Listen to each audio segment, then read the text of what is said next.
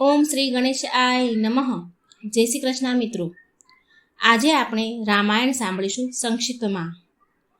બોલો શ્રી રામચંદ્ર ભગવાનની જય. બોલો શ્રી પવનપુત્ર હનુમાનની જય. મિત્રો, આ રામાયણ તો આમ તો ખૂબ જ લાંબી છે. એને સાંભળતા ઘણા દિવસો વીતી જાય છે, પણ આ જે આ રામાયણ હું મૂકવા જઈ રહી છું એ સંક્ષિપ્તમાં છે. જે તમે સાંભળશો તો એ પૂરું રામાયણ સાંભળ્યા બરાબર તમને ફળ મળશે. તો રામનવમીના પવિત્ર અવસર પર, પવિત્ર દિવસ પર આ સંક્ષિપ્તમાં રામાયણ ટૂંકમાં જે હું વર્ણન કરું છું એ તમે પૂરા ધ્યાનથી મનથી સાંભળજો અને બીજાને પણ શેર કરજો, પુણ્યના ભાગીદાર બનજો. ભગવાન શ્રી રામની કૃપા સદાય તમારા ઉપર બની રહેશે. તો બોલો રામચંદ્ર ભગવાનની જય. ભગવાન શ્રી રામ અવતારનું કારણ. વાત ઘણી પ્રાચીન છે. સમુદ્રમાં લંકા નામનો એક ટાપુ હતો અને એ ટાપુ પર રાક્ષસોના રાજા રાવણ પોતાના રાક્ષસો સાથે રહેતો હતો. રાવણને 10 મુખ અને 20 હાથ હતા.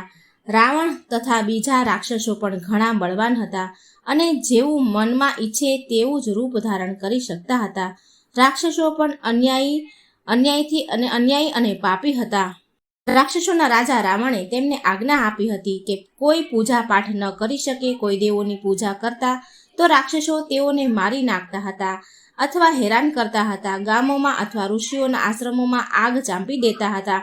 તેઓ બધા પ્રાણીઓને અપરાધ વિના જ સતાવ્યા કરતા હતા. બીજાઓને હેરાન કરીને કોઈ પણ વ્યક્તિ ક્યાં સુધી સુખી રહી શકે? પાપનું ફળ દુઃખ જ આપે. જો ખૂબ જ પાપ કરે તો તેનો વિનાશ નક્કી થાય. ત્યારે રાવણનો અત્યાચાર ઘણો જ વધી ગયો. ત્યારે દેવોને ઘણું દુઃખ થયું. રાવણે ઘોર તપસ્યા કરીને સૃષ્ટિ કરતા બ્રહ્મા પાસેથી વરદાન માંગી લીધું હતું કે મનુષ્ય અને વાંદરાઓ સિવાય બીજા કોઈના પણ હાથે તે મરી શકશે નહીં. મનુષ્ય અને વાંદરાઓને તે ઘણા દુર્બળ સમજતો હતો. તેથી જ તેણે તેઓના હાથથી મરવાના વાત વિચારી પણ ન હતી. વરદાનના પ્રભાવથી દેવો રાવણને મારી શકતા ન હતા. એટલા માટે તેઓ ગાયનું રૂપ ધારણ કરેલી પૃથ્વીને લઈને બ્રહ્માજી પાસે ગયા. બ્રહ્માજીએ દેવોને કહ્યું કે હે ભગવાન, બધા જ દુઃખ દૂર કરી શકે છે. તેવો વિચાર કરવા લાગ્યા કે ભગવાન જ બધા, બ્રહ્માજી દેવોને કહે છે કે ભગવાન જ બધા દૂર કરી શકશે. તેવો વિચાર કરી ભગવાન ક્યાં મળી શકે છે જેથી તેઓને પ્રાર્થના કરી શકાય. કોઈ ક્ષીરસાગરમાં જવાની વાત કરે તો કોઈ વૈકુંઠમાં. ત્યાં શંકર ભગવાન પણ હાજર હતા. તેઓએ કહ્યું આ રીતે શોધવાથી ભગવાન નથી મળતા. તેઓ તો સર્વવ્યાપક છે. એવી કોઈ જગ્યા નથી કે જ્યાં ભગવાન ન હોય, પરંતુ જે સાચા પ્રેમથી પોકારે છે તેની સામે તેઓ પ્રગટ જરૂર થાય છે. શ્રી શંકર ભગવાનની આ સાચી વાત દેવોને સમજાઈ ગઈ. બ્રહ્માજી, શંકરજી અને બધા દેવોને ભગવાનની ખૂબ પ્રેમથી પ્રાર્થના કરી. દેવોની પ્રાર્થનાથી પ્રસન્ન થઈને ભગવાને આકાશવાણી કહ્યું કે હું અયોધ્યાના ચક્રવર્તી મહારાજ દશરથજીના ઘરે પ્રગટ થઈશ અને રાવણને મારીને દેવોનું દુઃખ દૂર કરીશ. આ પછી બ્રહ્માજીએ આજ્ઞા આપી કે બધા દેવો પોતપોતાના અંશથી વાનર અને રીંછોને ત્યાં જન્મ લે. દેવોએ બ્રહ્માજીની આજ્ઞા માથે ચઢાવી. ભગવાન શ્રી રામે જ્યારે રાવણ સાથે યુદ્ધ કર્યું હતું ત્યારે જે વાનર તથા રીંછ ભગવાનની સેનામાં હતા તે બધા જ દેવોના અંશથી ઉત્પન્ન થયા હતા. ઉત્તર પ્રદેશના ફૈજાબાદ જિલ્લામાં આજે જ્યાં અયોધ્યાજી છે ત્યાં સરયુ નદીના કિનારે પ્રાચીન અયોધ્યાપુરી હતી. તે અયોધ્યાપુરી અયોધ્યાજી ઘણી મોટી હતી. આજની અયોધ્યાજીથી ઘણી મોટી હતી, કારણ કે સૂર્યવંશી ક્ષત્રિય રાજાઓની તે પ્રાચીન રાજધાની હતી.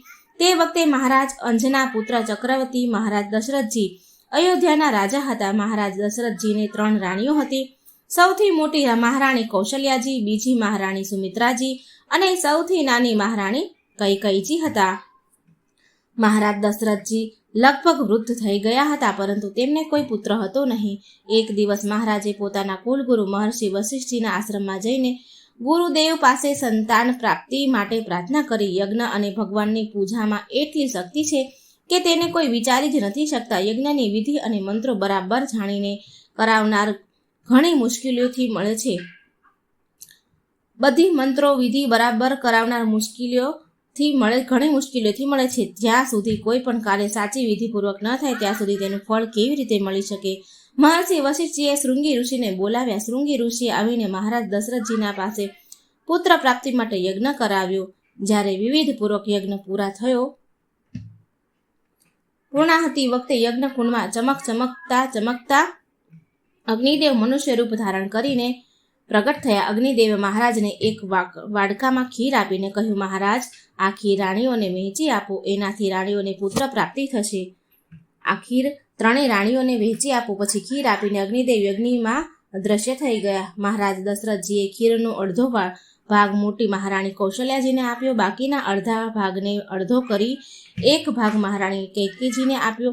હવે ચોથા ભાગની જે ખીર વધી હતી તે ભાગ કરીને એક કૌશલ્યાજીને આપ્યો, અને જે ચોથા ભાગની જે ખીર વધી હતી તે સુમિત્રાજીને પણ ચોથો ભાગ ખીરનો ભાગમાં વહેંચી પ્રાપ્ત થઈ. ભગવાન કોઈના ગર્ભ દ્વારા જન્મ લેતા નથી, પરંતુ એવી લીલા કરે છે કે જાણે બાળકે જન્મ લીધો છે. આથી લોકો ભ્રમમાં પડીને ભગવાનને મનુષ્ય સમજવા લાગે છે. મહારાજ દશરથજીની ત્રણેય રાણીઓને એવું લાગવા માંડ્યું કે જાણે એ ગર્ભવતી થઈ ગઈ છે. ચૈત્ર સુદ નવમીની રોજ આજે પણ રામનવમી ઉજવવામાં આવે છે, કારણ કે આ જ દિવસે બરોબર બપોરના સમયે ભગવાન શ્રી રામ પ્રગટ થયા હતા. માતા કૌશલ્યાજી સામે શંખ, ચક્ર, ગદા અને પદ્મધારી ચતુર્ભુજ રૂપે ભગવાન પ્રગટ થયા. ભગવાનનું શરીર પરમ સુંદર મોરના કંઠ જેવા ચમકતા નીલવર્ણી રંગનું હતું. તેઓએ પીતાંબર ધારણ કર્યું હતું. ખાભા પર પીળો વીજળી જેવો ચમકતો દુપટ્ટો હતો. માથા ઉપર રત્નજડિત મુગટ ચમકી રહ્યો હતો. કાનમાં રત્નોના કુંડળ હતા. કમરમાં સોનાના મણિજડિત કંદોરા અને ચરણોમાં ઝાંઝર હતા. ભગવાનના શરીરના દિવ્ય પ્રકાશથી સંપૂર્ણ મહેલ ઝગમગી રહ્યો હતો. માતા કૌશલ્યાજી પોતાની સામે ચતુર્ભુજ રૂપધારી સાક્ષાત ભગવાનને જોઈને આશ્ચર્યચકિત થઈ ગયા. તેઓએ બંને હાથ જોડીને ભગવાનની સ્તુતિ કરી. ભગવાન બોલ્યા, માં, પહેલા તમે દેવ માતા અદિતિ હતા અને મહારાજ દશરથજી કશ્યપ ઋષિ હતા. આપ બંને ઘણા સમય સુધી ઘોર તપસ્યા કરીને મને પ્રસન્ન કર્યો અને પુત્રને રૂપે મેળવવાનું વરદાન માંગ્યું હતું. હવે એટલા માટે જ હું તમારો પુત્ર થઈ પ્રગટ થયો છું. માતા કૌશલ્યાજીએ પ્રાર્થના કરી, ભગવાન, જો આપ મારા પુત્ર રૂપે પ્રગટ થયા છો તો આપનું આ ચતુર્ભુજ છુપાવી દો અને બાળક બની જાઓ, જેથી મને આપને પુત્ર રૂપે મેળવવાનું સુખ મળે. માતાના આ કહેવાની સાથે જ વસ્ત્ર, આભૂષણ, શંખ, ચક્ર વગેરે તો અદૃશ્ય થઈ ગયા અને ભગવાન નાના બાળક બનીને માતાના ખોળામાં રમવા માંડ્યા. મહારાજ દશરથજીને પુત્ર જન્મના સમાચાર મળવાથી ઘણો જ આનંદ થયો. રાજમહેલ તેમજ આખા નગરમાં ઉત્સવથી ધામધૂમ મચી ગઈ. બીજા દિવસે દશમના રોજ નાની રાણી કૈકેયીને પણ કૌશલ્યાજી જેવો નીલવર્ણી પુત્ર પ્રાપ્ત થયો, અને પછી સુમિત્રાજીને ગૌરવાણા અતિ સુંદર 2 જોડિયા પુત્ર પ્રાપ્ત થયા. નામકરણના સમયે મહર્ષિ વશિષ્ઠજીએ માતા કૌશલ્યાને લાલાનું નામ શ્રીરામ પાડ્યું. કૈકેયીજીના પુત્રનું નામ ભરત અને સુમિત્રાજીના મોટા પુત્રનું નામ લક્ષ્મણ તથા નાના પુત્રનું નામ શત્રુઘ્ન પાડ્યું. બાળપણ અને અભ્યાસ. સંસારમાં જેટલી સુંદર જ્ઞાન, બળ, બુદ્ધિ અને સારા ગુણો છે તે બધા ભગવાન પાસેથી જ આવેલા છે. તેઓનો અતૂટ અને અપાર ભંડાર તો સ્વયં ભગવાન જ છે. ભગવાન રામજીની સુંદરતાનું કોઈ પણ કેવી રીતે વર્ણન કરી શકે. નાના ચારેય રાજકુમારો થોડા સમયમાં જ રાજમહેલમાં ઘૂંટણીએ ચાલવા લાગ્યા. માતાઓ મહારાજ તથા બીજા બધા લોકોએ કુમારોની બાળ છબી દર્શન પામીને ખુશ થયા હતા. બાળપણથી જ લક્ષ્મણજી શ્રી રામજી સાથે તેમજ શત્રુઘ્ન ભરતજી સાથે વધુ રહેવા લાગ્યા. થોડા મોટા થયા પછી ચારેય રાજકુમારો ઊભા થઈને ચાલવા લાગ્યા અને ધીરે ધીરે રમવા લાગ્યા. અયોધ્યાના બધા બાળકો તેઓની મિત્રતા કરીને પરમ સુખી થયા હતા. શ્રી રામજી રમકડા, વસ્ત્રો, આભૂષણ પોતાના મિત્રોને વહેંચતા હતા. રમતમાં એમ જ ઈચ્છતા હતા કે હું ભલે હારી જાઉં, પરંતુ મારા મિત્ર તથા ભાઈ જરૂર જીતે. ત્યારે ભરતજી પોતે હારી જતા અને શ્રીરામજી વિજયી થતા ત્યારે ઘણા ખુશ થતા હતા, પરંતુ જ્યારે તેઓ પોતે જીતતા હતા ત્યારે તેમને ઘણો સંકોચ થતો હતો. ત્રણેય ભાઈઓ શ્રીરામની સેવા કરતા તથા તેઓને ખુશ કરવાની ઈચ્છા હંમેશા રાખતા હતા. શ્રીરામજી હંમેશા ભાઈઓને સુખ આપવા તથા ખુશ રાખવાનો પ્રયત્ન કરતા હતા. નગરના લોકો રાજકુમારોને પોતાના પ્રાણ સમાન પ્રેમ કરતા હતા. રાજકુમારો બાળક હોવા છતાં પણ નાગરિકોમાં મોટાઓની જેમ આદરણીય હતા. તેઓ વડીલોને નમ્રતાથી પ્રણામ કરતા હતા, લોકોને ઇનામ વેચતા હતા અને બધાને પ્રસન્ન કરતા હતા. 6 વર્ષની ઉંમર થતાં જ રાજકુમારાના યજ્ઞોપવિત સંસ્કાર થઈ ગયા અને તેઓ કુલગુરુ મહર્ષિ વશિષ્ઠના આશ્રમમાં અભ્યાસ માટે ચાલ્યા ગયા. આજકાલની જેમ તે વખતે સ્કૂલો, કોલેજો ન હતી. વિદ્યાર્થીઓને ઘણા સમય નિયમપૂર્વક રહીને ગુરુદેવની સેવા કરવી પડતી હતી. કમરમાં મૂંજની એક દોરી બાંધેલી રહેતી હતી. અને તેમાં કૌપની એટલે લંગોટી પહેરવામાં આવતી હતી. પાથરવા અથવા ખભા પર રાખવા માટે મૃગ ચર્મ રાખવામાં આવતું હતું. બસ આટલા જ કપડાં રાખવામાં આવતા હતા. જ્યાં સુધી અભ્યાસ પૂરો ન થઈ જાય ત્યાં સુધી ન તો બાલ કાપવામાં આવતા, ના તો નખ કાપવામાં આવતા અને ના તો શરીર પર યા માથામાં તેલ નાખવામાં આવતું હતું. વિદ્યાર્થી જમીન પર જ સૂતા હતા. હાથમાં પાલશનો દંડો રાખવામાં આવતો હતો. પ્રાતઃકાલે સૂર્યોદય પહેલા 1 કલાક વહેલા ઉઠીને શૌચ, સ્નાન તથા હવન કરતા હતા. બપોરે તથા સાયંકાલે પણ સંધ્યા અને હવન કરવા પડતા હતા. ગુરુદેવનો આશ્રમ નગરથી વનમાં જ રહેતા હતા. આશ્રમમાં ઝાડુ લગાવવું, લીંપવું, જળ, દર્ભ, ફૂલ તથા હવન માટે લાકડા લાવવા આ બધા કામ વિદ્યાર્થીઓ જ કરતા હતા. વિદ્યાર્થીઓ નગર અથવા ગામોમાં એક વખત ભિક્ષા લાવતા અને ગુરુદેવને અર્પણ કરતા હતા. તેમાંથી ગુરુદેવ જે આપતા તે ખાઈને સંતુષ્ટ રહેતા હતા. આ રીતે ગુરુ સેવા કરતા હતા. ગુરુ કૃપાથી જે વિદ્યા મળતી હતી તે આલોક અને પરલોકમાં કલ્યાણકારી હતી. ભગવાન શ્રી રામ તો સર્વ વિદ્યાનું તથા જ્ઞાન સાગર જ હતા, પરંતુ મર્યાદા એ જ છે કે ગુરુદેવની સેવા કરીને જ વિદ્યા પ્રાપ્ત કરવી જોઈએ. એટલા માટે ભાઈઓ સાથે શ્રી રામ 6 વર્ષની ઉંમરે યજ્ઞોપવિત સંસ્કાર પછી મહર્ષિ વશિષ્ઠજીના આશ્રમમાં આવી પહોંચ્યા અને બ્રહ્મચાર્યના નિયમોનું પાલન કરીને ગુરુદેવની સેવા કરવા લાગ્યા. ઘણા થોડા દિવસોમાં તેઓએ ગુરુદેવના મુખથી સાંભળીને 4 વેદ, 4 ઉપવેદ, 6 શાસ્ત્ર, વેદના 6 અંગ, ઇતિહાસ, પુરાણ અને બધી કલાઓ શીખી લીધી. ગુરુદેવે રાજકુમારોને બધી વિદ્યાઓમાં નિપુણ થયેલા જોઈને ઘેર જવાની આજ્ઞા આપી. વિધિપૂર્વક ગુરુ દક્ષિણા દઈને અને સમાન વર્તન સંસ્કાર કરાવીને 4 રાજકુમારોને રાજધાનીમાં પાછા ફર્યા. મહર્ષિ વિશ્વામિત્રના યજ્ઞની રક્ષા. મહર્ષિ વિશ્વામિત્રે વનમાં આશ્રમ બનાવીને રહેતા હતા. ત્યાં બીજા અનેક ઋષિ મુનિઓ રહેતા હતા. જ્યારે મહર્ષિ વિશ્વામિત્રજીના આશ્રમમાં ઋષિઓ યજ્ઞ કરતા હતા ત્યારે મારીચ તથા સુબાહુ નામના રાક્ષસો પોતાની રાક્ષસી સેના સાથે યજ્ઞના ધુમાડો દેખતા જ દોડી આવતા હતા અને યજ્ઞમાં હાડકાં, બાલ, મળ, મૂત્ર, લોહી વગેરે અપવિત્ર વસ્તુઓની વર્ષા કરીને આશ્રમ તથા યજ્ઞ સ્થાનને અપવિત્ર કરી દેતા હતા. મારીચ તથા સુબાહુ સગા ભાઈ હતા. તેઓ તાડકા રાક્ષસીના પુત્ર હતા. તેમની માતા પણ મુનિઓને ઘણું દુઃખ દેતી હતી. મારીચ તથા સાબુહુ રાવણના મુખ્ય સેવક હતા અને તેની આજ્ઞાથી રાક્ષસી સેના સાથે મહર્ષિ વિશ્વામિત્રના આશ્રમથી થોડે દૂર રહેતા હતા. ઋષિઓને તપસ્યાના તેજથી ડરીને એ રાક્ષસો આશ્રમમાં તો ઘૂસતા ન હતા, પરંતુ યજ્ઞના સમયે આકાશમાંથી ગંદી વસ્તુઓ નાખીને યજ્ઞનો નાશ કરતા હતા. મહર્ષિ વિશ્વામિત્ર ઈચ્છે તો શ્રાપ દઈને રાક્ષસોને ભસ્મ કરી શકતા હતા, પરંતુ ક્રોધ કરવાથી તપસ્યાનો નાશ થઈ જાય છે. એટલા માટે તેઓએ શ્રાપ આપ્યો નહીં. તે સર્વ ઋષિએ જાણી લીધું કે ભગવાને રાક્ષસનો નાશ કરવા માટે આ અયોધ્યામાં અવતાર ધારણ કર્યો છે. ત્યારે ઋષિએ વિચાર્યું કે અયોધ્યા જવાથી ભગવાનના દર્શન પણ થશે અને તેઓ દયામય મારી સાથે આવીને દુષ્ટ રાક્ષસોનો વધ પણ કરશે. તેટલા માટે તેઓ અયોધ્યા તરફ ચાલી નીકળ્યા. અયોધ્યા પહોંચ્યા પછી મહારાજ દશરથજીએ મહર્ષિ વિશ્વામિત્રના ચરણોમાં પ્રણામ કર્યા અને તેમને ઊંચા સિંહાસન પર બેસાડીને પૂજા કરી સ્વાગત સત્કાર થઈ ગયા. પછી ઋષિઓએ કહ્યું, મહારાજ, મને રાક્ષસો ખૂબ જ હેરાન કરે છે. એ દુષ્ટોનો નાશ કરવા માટે હું રામ લક્ષ્મણને પોતાની સાથે લઈ જવા આવ્યો છું. આપ આપના બંને કુમારોને મારી સાથે મોકલી આપો. મહારાજ દશરથ ઘણી ચિંતામાં પડી ગયા. પ્રાણથી પણ અધિક પ્યારા પોતાના પુત્રને રાક્ષસો સાથે યુદ્ધ કરવા માટે તેઓ મોકલવા ઈચ્છતા તો ન જ હતા. તેઓએ ઋષિને ખૂબ પ્રાર્થના કરી અને તેને સેના સાથે સ્વયં આવવાનું પણ કહ્યું, પરંતુ વિશ્વામિત્રજી તો શ્રી રામ લક્ષ્મણને જ લેવા આવ્યા હતા. મહર્ષિ વશિષ્ઠજીએ મહારાજાને સમજાવ્યું કે આ વિશ્વામિત્રજી મોટા પ્રતાપી તથા તપસ્વી છે. તેઓની સાથે જવાથી રાજકુમારોનું કોઈ પણ બગડી શકશે નહીં તો તે ક્રોધ દઈને શ્રાપ દઈને ઘણું મોટું નુકસાન કરી શકે છે. એટલા માટે તેઓની વાત માની જ લેવી યોગ્ય છે. મહારાજ દશરથજીએ ગુરુદેવની આજ્ઞા સ્વીકારી લીધી. એમણે બંને રાજકુમારોને મહર્ષિ વિશ્વામિત્રની સાથે જવાની આજ્ઞા આપી દીધી. પિતાજીની આજ્ઞા મેળવીને ભગવાન શ્રીરામે માતાજીની પાસે જઈને પ્રણામ કર્યા અને તેઓ પાસેથી પણ આજ્ઞા મેળવી. પછી કમરમાં ભાથો બાંધીને અને ખભા પર ધનુષ્ય રાખીને નાના ભાઈ લક્ષ્મણ સાથે તેઓ મહર્ષિ વિશ્વામિત્રજીના સાથે ચાલી નીકળ્યા. મારીચ અને સુબાહુની માતા તાડકા ઘણી ભયંકર રાક્ષસી હતી.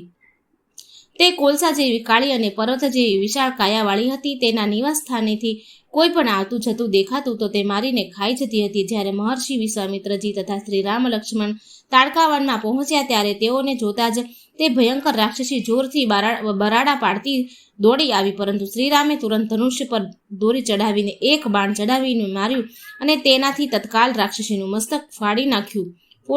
બાણ લાગવાથી તે ઘણી જોરથી બૂમ પાડીને જમીન પર ઢળી પડી અને હાથ પગ પછાડીને મરી ગઈ. મહર્ષિ વિશ્વામિત્રજીએ શ્રીરામના આ અદ્ભુત પરાક્રમ જોઈને ખૂબ પ્રસન્ન થયા. ઘોર તપસ્યા કરીને મહર્ષિએ ઘણા દિવ્ય અસ્ત્ર શસ્ત્ર પ્રાપ્ત કર્યા હતા. આ દિવ્ય અસ્ત્ર શસ્ત્ર કોઈ હથિયાર ન હતા, મંત્ર જપ કરતા જ પ્રગટ થનારા અસ્ત્ર શસ્ત્ર હતા. તે બધા જ દિવ્ય અસ્ત્ર તેઓએ શ્રીરામને આપી દીધા અને મંત્ર તથા પ્રયોગ કરીને પ્રગટ કરીને બતાવી દીધા. ત્યાંથી ચાલીને તેઓ મહર્ષિ વિશ્વામિત્રજીના આશ્રમમાં આવ્યા. તે રાત્રે સવે વિશ્રામ કર્યો. બીજા દિવસે શ્રીરામે ઋષિઓને યજ્ઞ કરવાનું કહ્યું. ઋષિઓ યજ્ઞ કરવા લાગ્યા અને લક્ષ્મણજી સાથે શ્રીરામ ધનુષ્ય ચડાવીને સાવધાનીથી ઊભા રહીને યજ્ઞની રક્ષા કરવા લાગ્યા. જેવો યજ્ઞનો ધુમાડો આકાશમાં દેખાયો કે તરત મારીચ તથા સુબાહુ પોતાના બધા રાક્ષસ સૈનિકો સાથે અસ્ત્ર શસ્ત્ર લઈને બૂમ બરાડા કરતા આકાશ માર્ગે દોડ્યા. શ્રીરામે મોટી ભારે રાક્ષસી સેનાઓ જોઈ અને અણી વગરનું એક બાણ મારીચને માર્યું. તે બાણના ઘાથી મારીચ 100 યોજન 400 ગાંવ દૂર દરિયા કિનારે જઈ પડ્યો. પછી શ્રીરામે બીજું બાણ ચડાવી અગ્નિમંત્ર ભણીને છોડ્યું. તે અગ્નિશાસ્ત્રથી લપેટાયેથી સુબાહુ રક્ષણભરમાં બળીને ભસ્મ થઈ ગયો. જ્યાં સુધી શ્રીરામે એ બાણ છોડ્યા એટલી વારમાં શ્રી રામ લક્ષ્મણજીએ બાણોની એવી ઝાડી વરસાવી કે સૈન્યના બધા જ રાક્ષસોના શરીરના ટુકડા થઈ ગયા. ઋષિઓના યજ્ઞનું વિઘ્ન હંમેશા માટે દૂર થઈ ગયું. શ્રી જાનકી સ્વયંવર. એ દિવસોમાં સામાન્ય લોકોના લગ્ન તો આજની જેમ વિધિપૂર્વક થતા હતા, પરંતુ રાજકન્યાઓના લગ્ન માટે સ્વયંવરનો રિવાજ પણ હતો. સ્વયંવર પણ 2 પ્રકારના હતા. એક પ્રકારના સ્વયંવરમાં તો પહેલા રાજકુમારોમાંથી કોઈ એકના ગળામાં રાજકન્યા વિજયમાળા પહેરાવી દેતી અને તેની સાથે તેનું લગ્ન કરાવવામાં આવતું હતું. બીજો પ્રકારનો સ્વયંવર એવી રીતનો હતો કે રાજકુમારીના પિતા કોઈ પણ પ્રતિજ્ઞા કરતા હતા. તે પ્રતિજ્ઞા પૂરી કરનારની સાથે જ રાજકુમારીના લગ્ન થતા હતા. આ રીતની વિવિધતા એ વખત સ્વયંવરમાં હતી. એ સમયે મિથિલા દેશના રાજા મહારાજ શિરધ્વજ જનકજી હતા. તેમની રાજધાની મિથિલા નગરી હતી, જેનું બીજું નામ જનકપુર હતું. એક વખત મિથિલા નગરીમાં દુષ્કાળ પડ્યો. ઋષિઓના આદેશથી વરસાદ માટે મહારાજ જનકે યજ્ઞ કરવાનો નિર્ણય કર્યો. યજ્ઞ ભૂમિને સોનાના હળથી સ્વયં યજમાને ખેડે તેવી વિધિ હોય છે. મહારાજ જનકની જ્યારે યજ્ઞ ભૂમિ ખેડી રહ્યા હતા ત્યારે સાધારણ અણી લગાવવાથી ભૂમિમાં એક પરમ સુંદર કન્યા પ્રગટ થઈ. અણીને સંસ્કૃત ભાષામાં સીત કહે છે. સીતથી પ્રગટ થવાના કારણે તે કન્યાનું નામ સીતા પડ્યું. મહારાજ જનકજીના પૂર્વજોને ભગવાન શંકરે પોતાનું ધનુષ્ય આપ્યું હતું. તે ધનુષ્ય મહારાજ જનકજીએ ત્યાં રાખવામાં આવ્યું હતું. મહારાજ દરરોજ તેમની પૂજા કરતા હતા. તે ધનુષ્ય એટલું ભારે હતું કે તેને 60 બળવાન પુરુષો પણ ઉંચકી શકતા ન હતા. મોટી થતા બચપણમાં એક દિવસ બાળપણમાં સીતાજીએ સખીઓ સાથે તે ધનુષ્ય પાસે રમી રહી હતી. રમતા રમતા તેઓએ તે ધનુષ એક હાથે ઉંચકી લીધું હતું. માં સીતાએ જ્યારે આ સમાચાર મહારાજ જનકજીએ જાણ્યા ત્યારે એ ખૂબ ખુશ થયા કે કોઈ આ ધનુષને તોડી શકે તેની સાથે હું પોતાની પુત્રીનું લગ્ન કરીશ.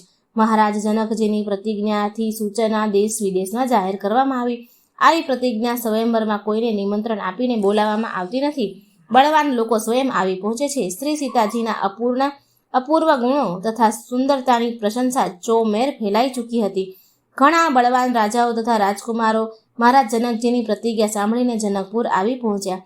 મહર્ષિ વિશ્વામિત્ર જાણતા હતા કે સીતાજી સાક્ષાત જગત જનની છે. તેઓ શ્રીરામની નિત્ય શક્તિ છે. શ્રીરામ તથા લક્ષ્મણે મારીચ તથા સુબાહુ વગેરે રાક્ષસોનો સંહાર કરીને યજ્ઞનું વિઘ્ન દૂર કરી દીધું.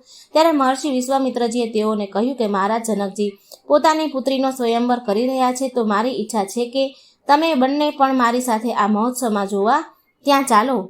મહર્ષિની આજ્ઞા સ્વીકારીને બંને ભાઈ તેની સાથે મિથિલા જવા નીકળ્યા. બીજા કેટલાક ઋષિ મુનિઓ પણ સાથે ચાલી નીકળ્યા. ગંગાજીમાં સ્નાન કરીને જ્યારે તેઓ ગૌતમ ઋષિના આશ્રમમાં પહોંચ્યા ત્યારે ત્યાં જોયું કે આશ્રમમાં કોઈ પશુ પક્ષી પણ નથી, ફક્ત એક સ્ત્રીની પથ્થર મૂર્તિ પડેલી છે. મહર્ષિ વિશ્વામિત્રજીએ કહ્યું કે આ ગૌતમ ઋષિની પત્ની અહલ્યા છે, જે ઋષિના શ્રાપથી પથ્થર બની ગઈ છે. મહર્ષિના કહેવાથી શ્રીરામે પોતાના ચરણથી તે મૂર્તિને સ્પર્શ કર્યો. શ્રીરામના ચરણોનો સ્પર્શ થતાં તે મૂર્તિ દિવ્ય જ્યોતિમય સ્ત્રી થઈ ગઈ. તે ઋષિ પત્ની અહલ્યાએ ભગવાન શ્રીરામની સ્તુતિ કરી. પછી તે પોતાના પતિદેવ પાસે તપલોકમાં ચાલી ગયા. મિથિલા પહોંચીને મહર્ષિ વિશ્વામિત્રએ એક આંબાના બગીચામાં બધાની સાથે ઉતારો કર્યો. મહર્ષિના આવવાના સમાચાર સાંભળીને મહારાજ જનકજી મંત્રીઓ તથા કુલ પુરોહિતની સાથે સ્વાગત કરવા આવ્યા અને ઘણા આગ્રહપૂર્વક મહર્ષિ તથા શ્રી રામ લક્ષ્મણજીની સાથે ઋષિ સમુદાયને નગરમાં લઈ જઈને એક ઉત્તમ ભવનમાં ઉતર્યા. જ્યારે શ્રી રામ લક્ષ્મણ નગર જોવા નીકળ્યા ત્યારે તેઓ અલૌકિક સૌંદર્ય તથા અદ્ભુત પરાક્રમની ચર્ચા સાંભળીને નગરવાસીઓ તેઓના દર્શન કરવા દોડી આવ્યા. તેઓના દર્શન કરીને બધા નગરવાસીઓ ભગવાનને મનોમન પ્રાર્થના કરવા લાગ્યા કે શ્રી રામની સાથે જે જનકનંદની સીતાજીના લગ્ન થાય. શ્રી રામ લક્ષ્મણ રાજકુમાર હોવા છતાં પણ મહર્ષિ વિશ્વામિત્રજીની ઘણી સાવધાની તેમજ પ્રેમથી સેવા કરતા હતા. તેઓ સવારે સૂર્યોદયથી રોજ પ્રભાતે વહેલા ઉઠી મહર્ષિના જાગ્યા પહેલા જાગી જતા હતા અને મહર્ષિની પૂજા વિધિ માટે ફૂલ જળ વગેરે લાવી રાખતા હતા. દિવસ દરમિયાન જે કાંઈ સેવાનું કાર્ય જરૂરી હોય તે બધું જ કરી છૂટતા હતા. અડધી રાત્રિ સુધી ઋષિઓની પરસ્પર કથા, સત્સંગ તથા ભગવાનના ગુણગાન કરતા હતા. ત્યાર પછી જ્યારે મહર્ષિ સૂઈ જતા ત્યારે બંને ભાઈ ચરણ ચાપતા અને જ્યારે વારંવાર સ્નેહપૂર્વક મહર્ષિ તેઓને સૂવા માટે હઠ કરતા ત્યારે જ તે સૂઈ જતા. આ રીતે કુલ 3-3.5 કલાક સૂઈને બંને ભાઈ ગુરુ સેવામાં જ વ્યસ્ત રહેતા હતા. અડધી રાત્રિ સુધી ઋષિઓની પરસ્પરથી સત્સંગ, ભગવાનના ગુણગાન કરતા હતા. જનકપુરમાં જ્યારે બંને ભાઈઓ મહર્ષિની પૂજા માટે ફૂલ લેવા માટે મહારાજના જનકજીના બગીચામાં ગયા હતા ત્યારે તે જ સમયે શ્રી સીતાજી પણ પોતાના માતાજીની આજ્ઞાથી સખીઓ સાથે ભગવતી પાર્વતીજીનું પૂજન કરવા ત્યાં આવી હતી. બગીચામાં જ શ્રી રામ તથા સીતાજીને એકબીજા સાથે જોયા હતા. સ્વયંવરના દિવસે આવેલા રાજાઓ સારા ઉત્તમ આસનો પર બેઠા હતા. તે સમા ભવન સારી રીતે સજાવવામાં આવ્યું હતું. વચ્ચે ભગવાન શંકરજીનું ભારે ધનુષ રાખવામાં આવ્યું હતું. નગરવાસીઓ પણ ત્યાં જોવા માટે ભેગા થયા હતા. સ્ત્રી પુરુષો બધાને માટે અલગ અલગ બેસવાની ઉત્તમ વ્યવસ્થા કરવામાં આવી હતી. મહર્ષિ વિશ્વામિત્રજી પણ મુનિઓ તથા રામ લક્ષ્મણ સાથે એક ઊંચા સિંહાસન પર આવીને બેસી ગયા. બધાના બેસી ગયા પછી સભામાં મહારાજ જનકજીની પ્રતિજ્ઞા સાંભળવામાં આવી. પ્રતિજ્ઞા સાંભળીને રાજાઓ ધનુષ ઉચકવા માટે કાર્યમાં લાગી ગયા હતા, પરંતુ ઉચકવાનું તો દૂર રહ્યું. કોઈનાથી એ ધનુષ બાણ હલી પણ ન શક્યું. ઉચકવાની તો વાત જ ક્યાં રહી. જ્યારે બધા રાજાઓ હારીને બેસી ગયા ત્યારે મહારાજ જનકજીને ઘણું દુઃખ થયું. તેઓને રાજાઓને ફટકારતા કહ્યું, હું જાણી ગયો કે હવે પૃથ્વી પર કોઈ વીર નથી. હું મારી પ્રતિજ્ઞા તોડી શકતો નથી. મારી પુત્રીનું લગ્ન થવાનું લખ્યું નહીં હોય, તેથી હું શું કરી શકું? હવે પછી કોઈ પોતાને વીર કહેવાનું સાહસ ન કરે. મહારાજ જનકજીની આવી વાત સાંભળીને લક્ષ્મણજીથી સહન થઈ શકે નહીં. તેઓને લાગ્યું કે આ તો શ્રી રામજીનું અપમાન છે. શ્રી રામજીનું અપમાન સહન કરી શકતા નથી. તેઓ ઊભા થઈને બોલી ઉઠ્યા, મહારાજ જનકજીએ શ્રી રામજીને હાજરીમાં ઘણી અયોગ્યતા વાત કરી છે. જો આપ મારા મોટા ભાઈને આજ્ઞા આપો તો આ ધનુષ તો શું, હું સુમેરુ પર્વતને પણ ઉખાડીને મૂળાની જેમ તોડીને ફેંકી દઈ શકું છું. શ્રી લક્ષ્મણજીની વાતોથી મહારાજ જનકજી પ્રસન્ન થયા. શ્રી રામ લક્ષ્મણજીને બેસી જવાનો ઈશારો કર્યો અને તેઓ ચૂપચાપ બેસી ગયા. ત્યારબાદ મહર્ષિ વિશ્વામિત્રજીએ શ્રી રામને ધનુષ તોડવા માટે આદેશ આપ્યો. શ્રી રામે ઋષિઓને ઘણા પ્રણામ કર્યા અને તેઓએ ધનુષ્યને એક જ હાથે ઉચકીને તેના પર દોરી ચડાવી જોતામાં ખેંચીને તોડી નાખ્યું. મોટા અવાજથી સાથે ધનુષ્ય તૂટી ગયું. ધનુષ તૂટી ગયા પછી કુલ ગુરુની આજ્ઞાથી સીતાજી સખીઓ સાથે શ્રી રામજી પાસે આવ્યા અને તેમણે જ શ્રી રામજીના ગળામાં જ જયમાળા પહેરાવી દીધી. વાગવા લાગ્યા અને બધા જ જય જયકાર કરવા લાગ્યા. શ્રી રામ વિવાહ. શ્રી શંકરજીના ધનુષ્ય તૂટવાથી વાત સાંભળીને પરમ તેજસ્વી પરશુરામજી ક્રોધાતુર બનીને જનકપુર આવ્યા. પરશુરામજી તો મોટા પરાક્રમી અને ઘણા ક્રોધી સ્વભાવના હતા. તેઓએ પૃથ્વીના ક્ષત્રિયોને 21 વખત શોધીને માર્યા હતા. તેઓને આવતા જોઈને બધા જ રાજાઓ ભયભીત બનીને ધ્રુજવા લાગ્યા. બધાને તેમને પ્રણામ કર્યા. પરશુરામજીએ ધનુષ્યના ટુકડા જોઈને મહારાજ જનકજીને ધમકાવીને પૂછ્યું, ધનુષ્ય કોણે તોડ્યું? પરશુરામજીના ડરના માર્યા મહારાજ જનકજી પણ બોલી ન શક્યા. ત્યારે ભગવાન શ્રીરામે નમ્રતાપૂર્વક તેઓને કહ્યું કે હે મુનિવર, ધનુષ્ય તો આપના એક સેવકના હાથે તૂટ્યું છે. આપની શું આજ્ઞા છે? પરશુરામજી પોતાના આરાધ્ય દેવ ભગવાન શંકરજીનું ધનુષ તૂટી જવાથી ઘણા ક્ષોભમાં હતા. તેઓ ક્રોધમાં આવીને ધમકાવા લાગ્યા. ક્રોધમાં આ માણસને વિચાર નથી આવતો કે શું બોલવું કે શું ન બોલવું જોઈએ, પરંતુ લક્ષ્મણજીની વાત સહન કરી શક્યા નહીં કે તેઓની હાજરીમાં કોઈ પણ શ્રી રામજીની સામે કડક વાતો કરી શકે. તેઓ પરશુરામજીને કટાક્ષ કરતા સમજાવવા લાગ્યા કે તેઓએ ક્રોધ કરવો જોઈએ નહીં, પરંતુ પરશુરામજીનો ક્રોધ વધવા જ માંડ્યો. તેઓ વારંવાર શ્રીરામ સાથે યુદ્ધ કરવાનું કહેતા હતા, પરંતુ શ્રીરામ નમ્રતાપૂર્વક જ તેઓને ઉત્તર આપતા હતા. છેવટે પરશુરામજી પોતાની ભૂલ સમજાઈ ગઈ. તેઓ સમજી ગયા કે શ્રીરામ તો સાક્ષાત ભગવાનનો જ અવતાર છે. પરશુરામજીને ભગવાન વિષ્ણુએ પોતાનું ધનુષ્ય આપ્યું હતું. તે ધનુષ્ય તેઓએ શ્રીરામને આપી દીધું અને બંને ભાઈઓ પાસે ક્ષમા માંગીને તેઓ તપસ્યા કરવા મહેન્દ્ર પર્વત પર ચાલ્યા ગયા. પરશુરામજીના ગયા પછી મહર્ષિ વિશ્વામિત્રજીની આજ્ઞાથી મહારાજ જનકજીએ મહારાજા દશરથજીને બોલાવવા અયોધ્યા દૂત મોકલ્યા. સમાચાર જાણીને મહારાજ દશરથજી કુલગુરુ મહર્ષિ વશિષ્ઠ તથા ભરત શત્રુઘ્નની સાથે મોટી જાન જોડીને જનકપુર આવ્યા. મોટા ધૂમધામથી વિવિધપૂર્વક શ્રી સીતાજીના શ્રી રામ સાથે લગ્ન થયા. મહારાજ જનકજીએ પોતાની નાની પુત્રી ઉર્મિલાનું લક્ષ્મણજી સાથે તથા પોતાના ભાઈની કન્યા માંડવીનું ભરતજી સાથે અને શ્રુતિ કીર્તિનું શત્રુઘ્ન સાથે લગ્ન કરી દીધું. ચારેય રાજકુમારોના લગ્ન થયા. ચારેય રાજકુમારોના લગ્ન કરીને મહારાજ દશરથજી તેઓના પુત્રવધુઓ સાથે અયોધ્યા પાછા ફર્યા. મહર્ષિ વિશ્વામિત્રજી પણ સાથે જ અયોધ્યા પધાર્યા અને થોડા દિવસ રહીને દશરથજીનો આદર સત્કાર સ્વીકાર કર્યો. ત્યાં પછી જ પોતાના આશ્રમ પાછા ફર્યા. વનવાસ. એક દિવસ મહારાજ દશરથજીએ શ્રીરામને યુવરાજ પદ આપવાનો વિચાર કર્યો. તેઓએ ગુરુદેવ મહર્ષિ વશિષ્ઠજીને પોતાના મનની વાત કરી. મહર્ષિ વશિષ્ઠજીએ કહ્યું, કાલે જ ઉત્તમ મુહૂર્ત છે. આ શુભ કાર્ય કાલે જ થઈ જાય તો ઘણું સારું છે. મહારાજના પૂછવાથી મંત્રીઓ તથા પ્રજાના આગેવાનોએ પણ શ્રીરામને તુરંત યુવરાજ બનવાની સલાહ આપી. બધા જ લોકો તો શ્રીરામજીને અત્યંત પ્રેમ કરતા હતા. બધા જ શ્રીરામને રાજગાદી પર બિરાજે એમ ઈચ્છતા હતા. નગરના ઉત્સવની તૈયારી થવા લાગી. ગુરુદેવે પણ શ્રીરામને તે દિવસ વ્રત તથા જરૂરી સંયમ પાળવા કહી દીધું. દેવોને ચિંતા થઈ કે જો શ્રીરામ યુવરાજ બની જાય તો રાવણને મારવાના કામમાં વિલંબ થઈ શકે. તેઓએ સરસ્વતી દેવીને પ્રાર્થના કરી. દેવોની પ્રાર્થનાથી શ્રી સરસ્વતી દેવીએ માતા કૈકેયીની મંથરા નામની કુંબળી દાસીને બુદ્ધિ બદલી નાખી. બુદ્ધિ બદલાઈ જવાથી તે દાસી શ્રીરામના યુવરાજ બનવાની વાત ઘણી ખરાબ લાગી.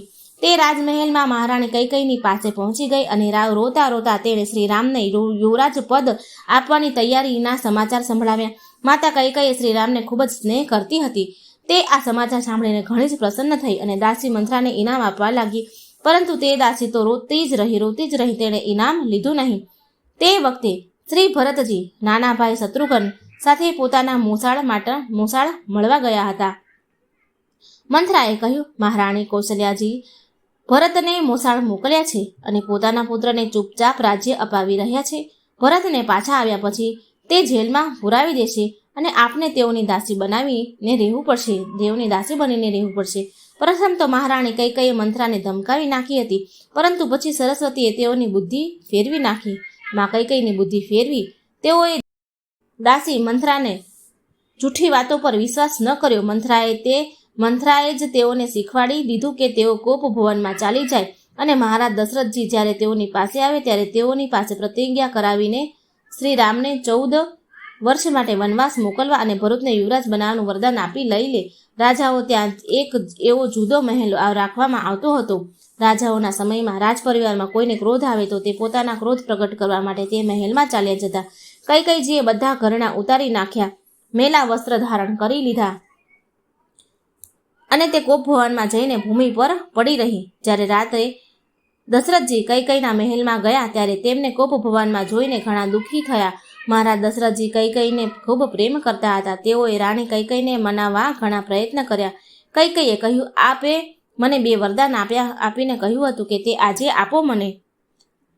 વાત જાણે એમ છે કે એકવાર મહારાજ દશરથજી દેવોને મદદ કરવા સ્વર્ગમાં ગયા અને રાક્ષસો સાથે યુદ્ધ કરી રહ્યા હતા. તે વખતે મહારાજના રથની ધરી તૂટી ગઈ હતી. તે સમયે કૈકેયી પણ સાથે હતી.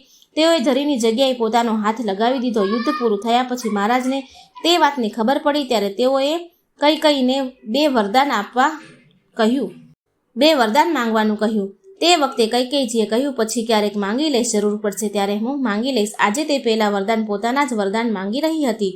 જ્યારે મહારાજ દશરથજીએ વરદાન આપવાની પ્રતિજ્ઞા કરી ત્યારે કૈકેયીજીએ કહ્યું, ભરતને રાજ્ય આપો અને રામને 14 વર્ષનો વનવાસ આપો. 14 વર્ષ વનમાં મોકલો. મહારાજ દશરથજી તો શ્રીરામના વનવાસની વાત સાંભળીને સ્તબ્ધ થઈ ગયા અને પછી તો એ મૂર્છિત થઈ ગયા. મહારાજ દશરથજી દરરોજ સવારે વહેલા પરોઢિયે ઉઠી જતા હતા. તે દિવસે જ્યારે તેઓને રાજમહેલમાંથી બહાર નીકળવામાં વાર લાગી ત્યારે લોકોને ઘણી ચિંતા થવા લાગી. મહામંત્રી સુમંતજી રાજભવનમાં ગયા. શ્રી કૈકેયીજીના કહેવાથી તેઓ શ્રીરામને ત્યાં બોલાવી લાવ્યા. મહારાજ દશરથજી તો કંઈ પણ કહ્યું નહીં, પરંતુ માતા કૈકેયી પાસેથી બધી વાતો સાંભળીને શ્રીરામે પિતાના વચન પાલન માટે સ્વયં ઘણા હર્ષ સાથે વનમાં જવાનું સ્વીકાર કરી લીધું. તેઓ વિદાય માંગવા માટે માતા કૌશલ્યાજી પાસે ગયા. શ્રી રામજીની સાથે વનમાં જવા માટે શ્રી જાનકીજી તેમને શ્રી લક્ષ્મણજી પણ તેની સાથે તૈયાર થઈ ગયા. શ્રી રામ અને મા સીતા પણ શ્રી રામ સાથે જવા તૈયાર થયા. શ્રી રામે તેઓને ખૂબ જ સમજાવ્યું, પરંતુ વનમાં આવવાનો અત્યંત આગ્રહ જોઈને સાથે લીધા. આ વાત નગરમાં જાહેર થઈ ગઈ હતી. નગરવાસીઓએ આ દુઃખદ સમાચાર સાંભળ્યા તો ઘણા વ્યાકુળ થઈ ગયા. ઘણા લોકોએ રાણી કૈકેયીને સમજાવી, પણ તેની પોતાની હઠ છોડી નહીં. માતાજીની રજા લઈને શ્રી રામ, સીતાજી અને શ્રી લક્ષ્મણજી સાથે કૈકેયીના પાસે આવ્યા. ત્યાં તેઓએ ઘરેણા તેમજ રાજશ્રી વસ્ત્રો ઉતારી દીધા અને મુનિઓના વસ્ત્ર વક્કલ પહેરી લીધા. ત્યાંથી તેઓ બહાર નીકળ્યા. મહારાજ દશરથજીને સુમંતજીને મોકલ્યા કે તેઓ શ્રીરામને રથમાં બેસાડીને લઈ જાય. સુમંતજીના કહેવાથી શ્રી રામ, લક્ષ્મણજી તથા શ્રી સીતાજી રથમાં બેઠા. શ્રીરામના વિયોગમાં દુઃખી નગરવાસીઓ રોતા કકડતા પણ ઘર બહાર છોડીને શ્રીરામની પાછળ ચાલી નીકળ્યા. થોડે દૂર જઈને શ્રીરામ રથ રોકી લીધો. તે દિવસે ત્યાં બધા જ લોકો રોકાઈ ગયા. જ્યારે રાત્રે બધા સૂઈ ગયા ત્યારે શ્રીરામે મંત્રી સુમંતજીને ચૂપચાપ રથ હાંકવાનું કહ્યું. બધા સૂતા હતા ત્યારે ચૂપચાપ રથ હાંકવાનું કહી દીધું, કારણ કે નગરવાસીઓ સાથે વનમાં દુઃખ ભોગવે તે શ્રીરામ ભગવાન ઈચ્છતા ન હતા. એટલે સવારમાં વહેલી સવારે પ્રાતઃકાળે જ્યારે બધા સૂતા હતા, કોઈ જાગ્યું ન હતું. તે જાગે એની પહેલા શ્રીરામજી નીકળી ગયા. બધા જાગ્યા ત્યારે ઘણી બધી શોધ કરી, પરંતુ તેઓને રથનો પત્તો લાગ્યો નહીં. તેઓ નિરાશ થઈને અયોધ્યા પાછા ફર્યા. રાત્રે જ રથમાં બેસીને શ્રીરામ, સીતાજી અને લક્ષ્મણજીને સાથે ગંગાજીના કિનારે શૃંગવેરપુર પહોંચી ગયા. અહીં નિષાદ રાજગૃહ શ્રીરામનું સ્વાગત કર્યું અને તેઓને નગરમાં પધારવા પ્રાર્થના કરી, પરંતુ પિતાના વચનોની મર્યાદા રાખવા માટે શ્રીરામ નગરમાં ન ગયા. તેઓ રાત્રે એક વૃક્ષ નીચે રહ્યા. સવારે મંત્રી સુમંતજીને રથ સાથે અયોધ્યા પાછા ફરવાનું કહ્યું અને નૌકા દ્વારા સીતાજી તથા શ્રીરામ, લક્ષ્મણજી સાથે ગંગા પાર કરીને તેઓ પગપાળા જ વનમાં નીકળ્યા. પ્રયાગ પહોંચ્યા પછી મહર્ષિ ભારદ્વાજજીએ શ્રીરામજીનો સત્કાર કર્યો. ત્યાંથી શ્રી યમુનાજીને પાર કરીને તેઓ મહર્ષિ વાલ્મીકીના આશ્રમમાં પહોંચ્યા. મહર્ષિએ શ્રીરામને ચિત્રકૂટમાં નિવાસ કરવાની સલાહ આપી. વાલ્મીકી આશ્રમથી ચાલીને શ્રીરામ ચિત્રકૂટ આવ્યા. ત્યાં પયરીવની નદીના કિનારે કામદગીરી પાસે તેઓના માટે વનવાસી કોલ ભીલ લોકોએ પૂર્ણ કુટીરો બનાવી દીધી. મહર્ષિ અત્રિનો આશ્રમ પણ થોડો જ દૂર હતો. બીજા ઋષિમુનિઓ પણ ત્યાં રહેતા હતા. શ્રી રામ ચિત્રકૂટમાં રહેવા લાગ્યા. ઋષિમુનિ તથા વનવાસી લોકો તેઓ સાથે અત્યંત પ્રેમ કરતા હતા અને બધા તેઓની સુવિધાનું પૂરું ધ્યાન રાખતા હતા. શ્રી રામ મુનિઓનું બધી રીતે સન્માન કરતા હતા. વનવાસીઓ ઉપર તેઓનું પુત્ર જેવો સ્નેહ હતો. શ્રી રામ ભરત મિલન. મહામંત્રી સુમંતજી કોઈ રીતે અયોધ્યા પાછા ફર્યા. જ્યારે મહારાજ દશરથજી આ સમાચાર મળ્યા કે શ્રીરામ, લક્ષ્મણ સાથે સીતાજી ત્રણેયમાંથી કોઈ પણ પાછા આવ્યા નથી, ત્યારે એટલું બધું દુઃખ થયું કે તેઓના પ્રાણ પંખેરું શરીરમાંથી ઉડી ગયા. મહર્ષિ વશિષ્ઠજીએ મહારાજ દશરથજીના શરીરને તેલમાં ડુબાડીને રાખી દીધું અને ભરતજીને બોલાવવામાં તેમના મોસાળ કૈકેયી દેશ દૂત મોકલી દીધા. ગુરુદેવ બોલાવ્યા છે એવો સંદેશ દૂતો પાસેથી સાંભળીને ભરતજી, શત્રુઘ્નજી સહિત તુરંત મોસાળમાંથી ચાલી નીકળ્યા અને અયોધ્યા આવી પહોંચ્યા. દૂતોએ બીજા કોઈ સમાચાર કહ્યા ન હતા, પરંતુ નગરીની સુમાસુમ દશા જોઈને તેઓની આશંકા થઈ. ફક્ત મહારાણી કૈકેયીએ જ તેઓનું સ્વાગત કર્યું. ઘણા ઉત્સવથી કૈકેયીએ પોતાની બધી કરતૂત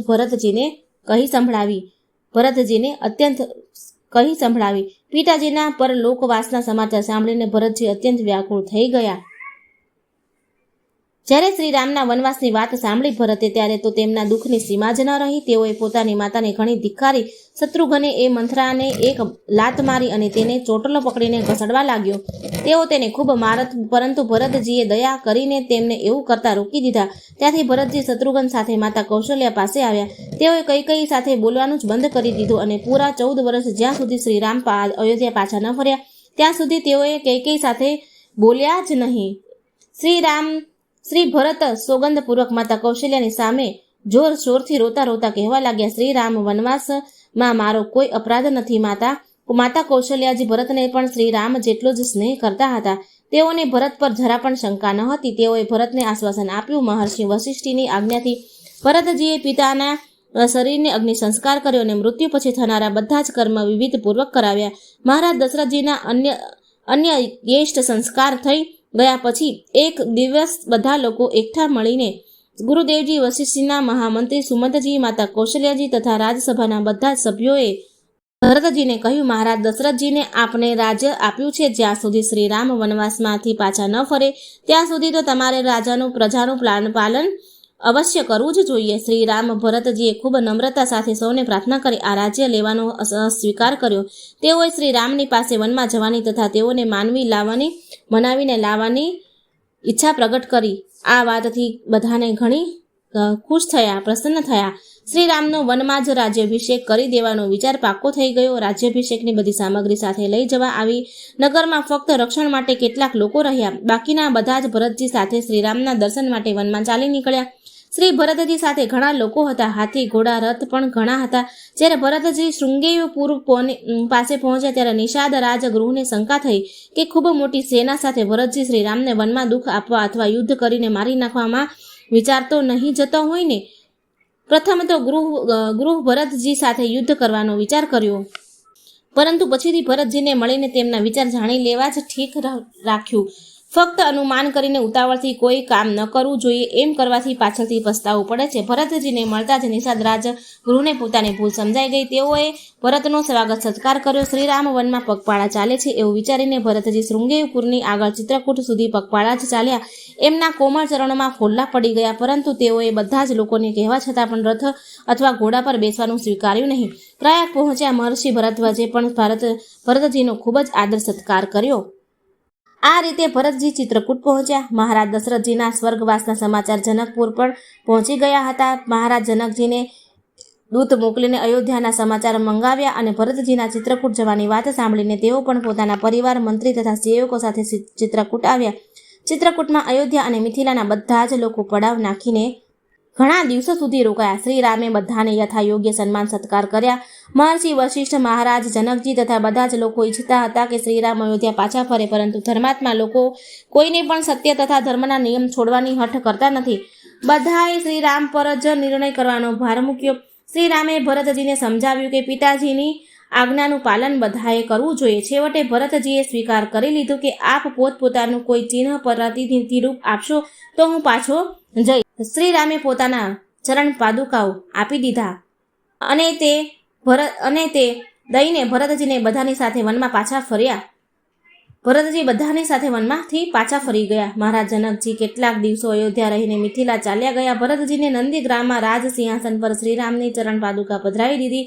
રાજ પરિવાર તથા નગરના રક્ષણોના ભાર શત્રુઘ્નને સોંપી દીધા. જમીનમાં ખાડો ખોદીને તેમાં દર્ભ બિછાવીને તેઓ તે કુશ પર જ રાત્રિનો સમય થોડો વિશ્રામ કરતા હતા. શ્રીરામની ચરણ પાદુકાનું પૂજન કરતા અને રામ નામનો જપ કરતા તેઓ તપસ્યા કરવા લાગ્યા. ગાયને ખવડાયેલા જવના દાણા જ્યારે ગોબરમાંથી નીકળતા ત્યારે તેને ગૌમૂત્રમાં ઉકાળવામાં આવતા. આ રીતે ઉકાળેલા જવનું જ ભરતજી ભોજન કરતા હતા. 14 વર્ષ સુધી કઠોરમાં કઠોર તપસ્યા કરતા ભરતજી શ્રી રામજીના આગમનની પ્રતીક્ષા કરવા લાગ્યા. સીતા હરણ. ભગવાન શ્રીરામે વિચાર્યું કે ચિત્રકૂટમાં રહેવાથી અહીંયા અયોધ્યાના લોકો વારંવાર આવતા જ રહેશે. તેથી મહર્ષિ અત્રિના આશ્રમમાં ગયા અને તેઓની આજ્ઞા મેળવીને વનમાર્ગ દક્ષિણની તરફ ચાલવા લાગ્યા. ચાલી નીકળ્યા. તેઓએ રસ્તામાં વિરાધ નામના અસુરને માર્યો. સરભંગ તથા સુતિક્ષીણ મુનિના આશ્રમમાં થઈને તેઓ દંડકારણ્યમાં ઋષિ શ્રેષ્ઠ અગસ્ત્યજીના આશ્રમમાં આવી પહોંચ્યા. અગસ્ત્યજીની સંમતિથી શ્રીરામે પંચવટીમાં ઘાસની ઝૂંપડીમાં લક્ષ્મણ તથા સીતાજી સાથે નિવાસ કર્યો. એક દિવસ રાવણની બહેન શૂર્ણપંખા વનમાં ફરતી હતી. શ્રીરામના આશ્રમ સાથે પહોંચી ગઈ. તેણે માયાથી ઘણું સુંદર રૂપ ધારણ કર્યું અને શ્રીરામને પહોંચી ગઈ. શ્રીરામ પાસે પહોંચી તેઓની સાથે લગ્ન કરવાની વાત કહી અને શ્રીરામની પાસે પહોંચી તેઓની સાથે લગ્ન કરવાની વાત કરી તો શ્રીરામજીએ તેને લક્ષ્મણ પાસે મોકલી દીધી. લક્ષ્મણજી પણ સમજી ગયા કે તે રાક્ષસી છે.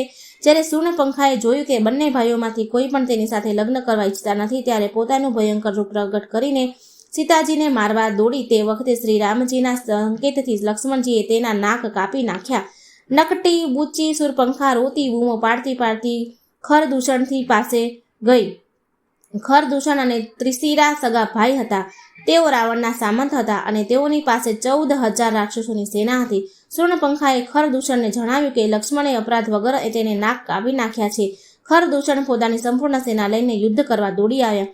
રાક્ષસોની ઘણી મોટી સેના જોઈને સીતાજીને શ્રીરામે એક ગુફા મોકલી દીધી. સીતાજીને ગુફામાં મોકલી દીધા અને લક્ષ્મણજીને તેમની રક્ષા માટે મૂક્યા તથા સ્વયં રાક્ષસો સાથે યુદ્ધ કરવા તૈયાર થઈ ગયા. ભયંકર યુદ્ધ થયું. થોડી જ વારમાં શ્રીરામે ખરદૂષણ, ત્રિશિરા તથા તેમની સંપૂર્ણ સેનાનો સંહાર કર્યો. ખરદૂષણને મારી નાખ્યા પછી શૂર્ણપંખા લંકામાં ગઈ. રાવણે શૂર્ણપંખાની બધી વાત સાંભળી. રાવણ મોટો વિદ્વાન હતો. તે સમજી ગયો કે ખરદૂષણ જેવા બળવાન રાક્ષસોને કોઈ સાધારણ મનુષ્ય મારી શકે નહીં. જરૂર ભગવાને જ અવતાર લીધો છે. ભગવાનના હાથે મરવાથી પણ મોક્ષ મળે છે. એમ વિચારીને રાવણે શ્રીરામ સાથે શત્રુતા કરવાનો નિર્ણય કર્યો. મહર્ષિ વિશ્વામિત્ર યજ્ઞ રક્ષણ વખતે શ્રીરામે અણી વગરનું બાણ મારીને મારીચ રાક્ષસને સમુદ્ર કિનારે ફેંકી દીધો હતો. આ મારીચ ઘણો માયાવી હતો.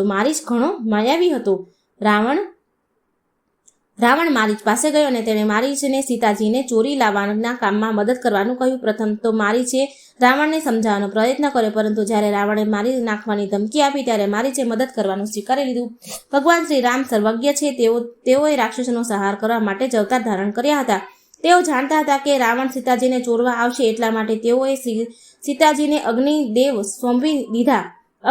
સોંપી દીધા હતા અને એક માયાવી સીતા બનાવીને પોતાની પાસે રાખી. હવે આગળની બધી વાતો માયાની બનેલી સીતાજીની છે. મારીચ સોનાનું હરણ બનીને શ્રી રામજીની ઝૂંપડી પાસે અહીં તહીં ફરવા લાગ્યો. એટલું સુંદર હરણ જોઈને સીતાજીને શ્રી રામજીને કહ્યું કે આપ તેને મારીચને તેનું ચામડું મને લાવી આપો. શ્રી રામ ધનુષ્ય ચડાવ્યું અને મૃગ બનેલા મારીચની પાછળ દોડ્યા. મારીચને ઘણી દૂર સુધી દોડતો ચાલી નીકળ્યો. ઘણા દૂર જઈને શ્રી રામે તેના પર બાણ ચલાવ્યું. બાણ વાગતા જ મારીચે મૃગ રૂપ છોડી દીધું અને પોતાના રૂપમાં પ્રગટ થઈને મરતા કપટથી તેણે જોરથી લક્ષ્મણજીનું નામ લઈને બૂમ પાડી. દૂરથી મારીચનો પોકાર સીતાજીએ સાંભળ્યો એટલે સમજ્યા કે શ્રી રામ કોઈ સંકટમાં છે અને લક્ષ્મણજીને બોલાવી રહ્યા છે. તેઓએ લક્ષ્મણજીને મોટા ભાઈની પાસે જવાનું કહ્યું. શ્રી લક્ષ્મણજી સીતાજીને એકલા છોડીને જવા ઈચ્છતા ન હતા, પરંતુ સીતાજીએ ઘણી હઠ પકડી એટલે મંત્ર ભણીને સીતાજીની ચારે બાજુ લક્ષ્મણ રેખા ખેંચી તેઓ શ્રી રામ પાસે ચાલી નીકળ્યા. રાવણ છુપાઈને બધું જોઈ રહ્યો હતો. લક્ષ્મણજી ગયા પછી તે એક સાધુના વેશમાં આવ્યો. જ્યારે સીતાજી તેને ભિક્ષા આપવા લાગ્યા ત્યારે તેણે લક્ષ્મણ રેખા બહાર આવવાનું કહ્યું. રાવણને સાધુ સમજીને સીતાજી ભિક્ષા આપવા જેવા રેખાને ઓળંગી બહાર આવ્યા કે તુરંત પોતાનું રૂપ પ્રગટ કર્યું. રાવણે અને સીતાજીને પકડીને આકાશ માર્ગે ઉડનારા રથમાં બેસી ગયું. શ્રી સીતાજી રોતી વિલાપ કરતી હા રામ હે રામ હે રામ એમ પુકારતી જતી હતી. તેમનું રુદન સાંભળીને ગીધરાજ જટાયુએ રાવણને પડકાર કર્યો. જટાયુ મહારાજ દશરથજીના મિત્ર હતા અને તે જ વનની ગુફામાં રહેતા હતા. જટાયુએ રાવણ સાથે યુદ્ધ કર્યું, પરંતુ છેવટે રાવણે તલવારથી તેની પાંખ કાપી નાખી. તેઓ પડી ગયા. રાવણ સીતાજીને લઈને આકાશ માર્ગે લંકા તરફ ઉપડ્યો. શ્રી સીતાજી પોતાના ઘરેના રસ્તામાં ફેંકતી જતી હતી, જેથી કરીને શ્રી રામ તેમને કઈ ખબર મેળવી શકે. રાવણે લંકામાં શ્રી સીતાજીને અશોકવનમાં રાખ્યા. તેમનું રક્ષણ કરવા માટે ઘણી રાક્ષસીઓ ગોઠવી હતી. રાવણે સુગ્રીવ સાથે મિત્રતા. આશ્રમમાં પાછા આવ્યા પછી ત્યાં સીતાજીને જોયા નહીં. શ્રીરામે સામાન્ય માનવીની જેમ વ્યવહારિક આદર્શ દર્શાવવા પત્નીના વિયોગનું પણ ઘણું દુઃખ કર્યું. તેઓ સીતાજીને શોધવા લક્ષ્મણજી સાથે દક્ષિણ દિશામાં આગળ ચાલ્યા. પાંખ કપાયેલા જટાયુને જોઈને શ્રીરામની આંખોમાં આંસુ ઉભરાયા. જટાયુએ રાવણની દુષ્ટતા સમાચાર કહીને શરીરને ત્યાં ત્યાગ કર્યો. ભગવાન શ્રીરામે પોતાની પિતા સમાન ગિધિરાજ જટાયુને અંતિમ સંસ્કાર કર્યા, ખૂબ શ્રાદ્ધ પૂર્વક કર્યા. મહર્ષિ મતંગજીના આશ્રમમાં સબરી નામની એક તપસ્વીની રહેતી હતી. તે ભીલ જાતિની હતી, પરંતુ ભગવાનની પરમ ભક્ત હતી. મતંગ ઋષિએ એ સબરીને કહ્યું હતું કે ભગવાન શ્રી રામ પોતે ત્યારે પધારશે અહીં પધારશે ત્યાં પધારશે ત્યારથી તે દરરોજ રસ્તામાં. મહર્ષિ મતંગજીના આશ્રમમાં સબરી નામની એક તપસ્વીની રહેતી હતી. તે ભીલ જાતિની હતી, પરંતુ ભગવાનની પરમ ભક્ત હતી.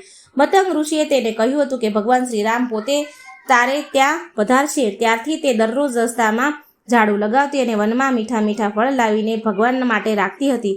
આ રીતે ઘણા દિવસોથી તે ભગવાનની રાહ જોઈ રહી હતી. ત્યાં બીજા ઘણા ઋષિ મુનિઓ આશ્રમમાં હતા. શ્રી રામ તો ફક્ત ભક્તિને આદર આપનાર છે. જ્યારે સીતાજીને શોધતા તેઓ ત્યાં પહોંચ્યા ત્યારે ઋષિ મુનિઓ ત્યાં જતા સીતા સબરીની કુટીર પર જ પધાર્યા. સીધા સબરીને એ ખૂબ જ પ્રેમથી શ્રી રામ લક્ષ્મણનું સ્વાગત કર્યું. શ્રી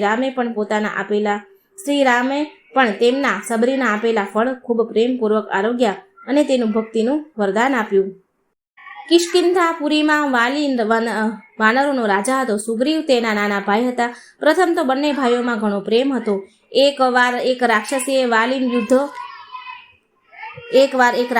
વાલીને યુદ્ધ કરવા માટે પડકાર્યો. જ્યારે વાલી તેના સાથે લડવા દોડ્યો ત્યારે તે ભાગીને એક ગુફામાં છુપાઈ ગયો. વાલીએ સુગ્રીવને 15 દિવસ બેસીને રાહ જોવાનું કહ્યું અને પોતાની રાક્ષસને મારવા ગુફામાં ઘૂસી ગયો. સુગ્રીવ ત્યાં 1 મહિના સુધી બેસી રહ્યા. ત્યાર પછી સુગ્રીવે જોયું કે ગુફામાંથી લોહીની ધારા નીકળી રહી છે. તેઓ સમજ્યા કે રાક્ષસે તેમના ભાઈને મારી નાખ્યા છે. ભયના માર્યા ગુફાના દ્વાર પર મોટી પથ્થરની શિલા મૂકીને તેઓ નગરમાં ભાગી ગયા. નગરના મંત્રીઓએ વાલીને મરી ગયેલા સમજીને તેમને રાજા બનાવી દીધા. ગુફામાંથી નીકળેલું લોહી રાક્ષસનું હતું. વાલી રાક્ષસને મારીને નગરમાં આવ્યો. સુગ્રીવને રાજા બનેલો જોઈને સમજ્યો કે રાજ્યના લોભથી મને ગુફામાં પૂરીને મારવા માટે ગુફામાં પથ્થરશિલા મૂકી આવ્યો છે. સાચી વાતની ખબર મેળવ્યા વગર ક્રોધ કરીને સુગ્રીવને મારવા માંડ્યો. તેણે તેની બધી સંપત્તિ અને સ્ત્રી પડાવી લીધી. પણ બચાવવા માટે સુગ્રીવ અહીં તહીં ભાગતા ફર્યા. પરંતુ વાલીએ તેમનો પીછો ત્યારે જ છોડ્યો જ્યારે તેઓ ઋષ્યમુખ પર્વત પર પહોંચી ગયા. પહેલા આ પર્વત પર એક ઋષિ રહેતા હતા. વાલીએ ઋષિના આશ્રમ પાસે એક રાક્ષસને માર્યો હતો. રાક્ષસના લોહીના છાંટા શરીર પર પડ્યા. તેથી ઋષિએ શ્રાપ આપ્યો કે વાલી આ પર્વત પર આવશે તો મરી જશે. એટલા માટે બાલિકે પર્વત પર જતો નહીં. સુગ્રીવના વિશ્વાસપાત્ર મંત્રી શ્રી હનુમાનજી તથા બીજા કેટલાક લોકો પણ સુગ્રીવની સાથે ત્યાં રહેતા હતા. સબરીજીના આશ્રમમાંથી આગળ ચાલીને ભગવાન શ્રી રામ લક્ષ્મણ પંપા સરોવર પાસે જઈને જ્યારે ઋષ્ણક પર્વત નજીક પહોંચ્યા ત્યારે દૂરથી તેઓને જોઈને સુગ્રીવને શંકા થઈ કે ક્યાંક વાલીએ મને મારવા તો એમને નહીં મોકલ્યો હોય ને. સુગ્રીવે હનુમાનજીને ખબર કાઢવા માટે મોકલ્યા. ત્યાં હનુમાનજીને શ્રી રામનો પરિચય થયો. હનુમાનજી શ્રી રામ લક્ષ્મણને પર્વત પર લઈ ગયા અને શ્રી રામે અગ્નિની સાક્ષીએ સુગ્રીવ સાથે મિત્રતા કરી. જ્યારે સીતાજીને રાવણ આકાશ માર્ગે લઈ જઈ રહ્યો હતો ત્યારે સીતાજીએ પર્વત પર સુગ્રીવ વગેરેને જોઈને એક વસ્ત્ર નાખ્યું હતું. તે વસ્ત્ર સુગ્રીવે શ્રીરામને આપ્યું અને સીતાજીને શોધ કરવાનું વચન આપ્યું. વાલીને નાના ભાઈની સ્ત્રી પડાવી લઈને પાપ કર્યું હતું. ભગવાન ભક્તોનું રક્ષણ કરે છે અને પાપોને દંડ આપે છે. શ્રીરામે સુગ્રીવને વાલી સાથે યુદ્ધ કરવા મોકલ્યો. વાલી ઘણો બળવાન હતો. સુગ્રીવ તેને જીતી શકે તેમ નહોતો, પરંતુ શ્રી રામે એક બાણ મારીને વાલીનું હૃદય વિંધી નાખ્યું. વાલીના મરણ પછી સુગ્રીવ કિષ્કિંધાના રાજા થયા. વાલીના પુત્ર અંગદને શ્રી રામે કૃપા કરીને યુવરાજનું પદ આપ્યું. વર્ષા ઋતુનો પ્રારંભ થઈ ગયો હતો ત્યારે શ્રી રામ લક્ષ્મણે ઋષ્યમુખ પર્વત પર જ રહેવાનો એમણે નિર્ણય કર્યો.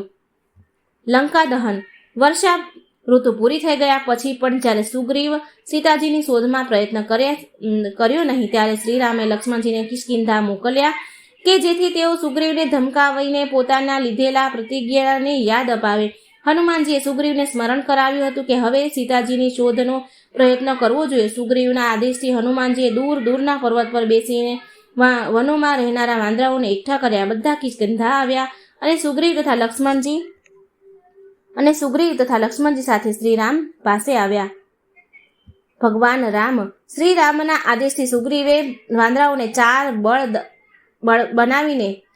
દળ બનાવી ચારેય દિશાઓમાં સીતાજીની શોધ કરવામાં મોકલી દીધા. દક્ષિણ દિશામાં શ્રી અંગદજીની, જાંબવંત અને હનુમાનજી વગેરે ગયા. ભગવાન શ્રી રામે ચાલતી વખતે પોતાની વીંટી સીતાજીને આપવા માટે આપી હતી, જેથી સીતાજીને વિશ્વાસ થાય કે હનુમાનજી શ્રી રામજીની પાસે જ આવ્યા છે. બીજા બધા દળોના વાંદરાઓ તો કોઈ પતો ન મળ્યો નહીં, પરંતુ દક્ષિણ દિશામાં જનારા દળને જ્યારે તરસ લાગી તો તે ગુફામાં પાણી પર નભતા પક્ષીઓને બહાર નીકળતા જોઈને તેઓ ગુફામાં ઘૂસ્યા. ત્યાં ગુફામાં આગળ જતા એક તપસ્વીની મળી. બધી વાતો સાંભળીને તપસ્વીનીએ તેઓને આંખો બંધ કરવાનું કહ્યું અને તપસ્યાના બળથી બધાને દક્ષિણ સમુદ્રના કિનારે પહોંચાડી દીધા.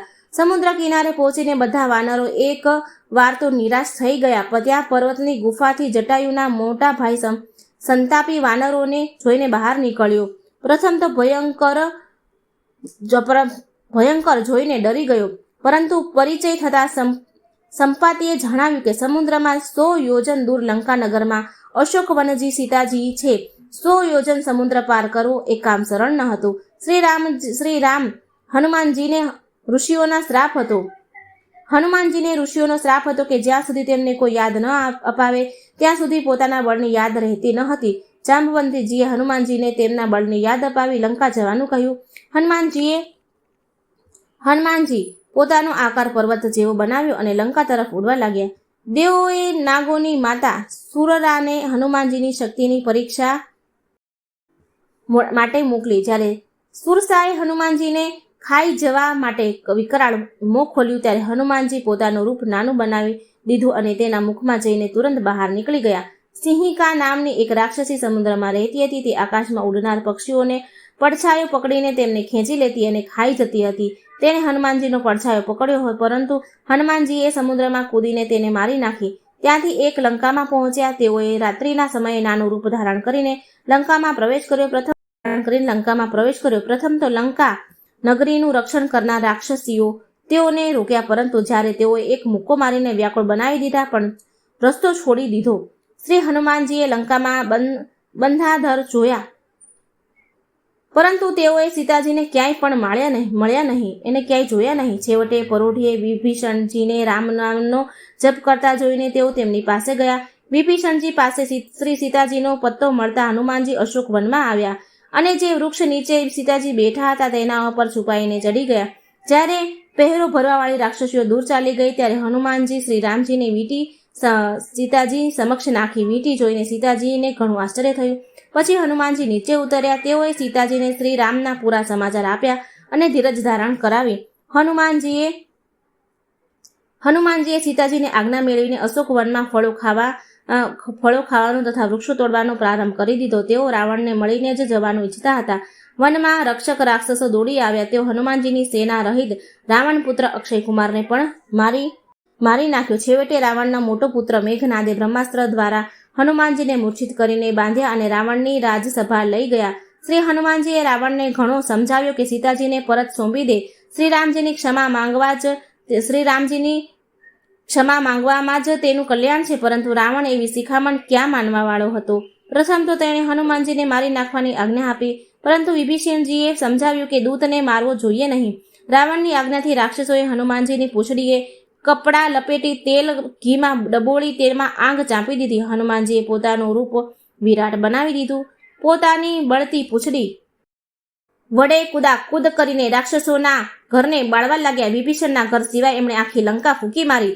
લંકા સળગાવીને સમુદ્રમાં પૂંછડી ઓલવી નાખી. પછી હનુમાનજી સીતાજી પાસે આવ્યા. સીતાજીને તેમને રામજીને આપવા માટે પોતાના માથામાં પહેરવાના ચૂડામણી આપી. ત્યાંથી કૂદીને હનુમાનજી સમુદ્ર પર આવ્યા અને અંગદ, જાંબવંત વગેરેની સાથે ભગવાન શ્રી રામ પાસે પહોંચીને સીતાજીને આપેલી ચૂડામણી આપીને બધા સમાચાર સાંભળ્યા.